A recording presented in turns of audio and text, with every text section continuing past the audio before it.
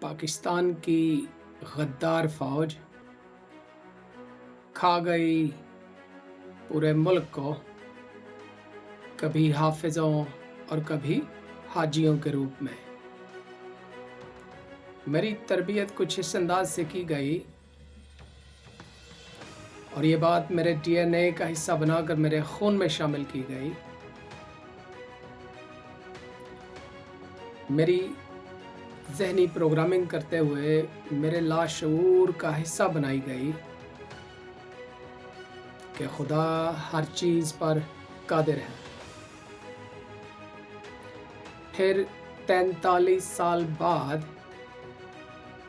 مجھے یہ پتہ چلا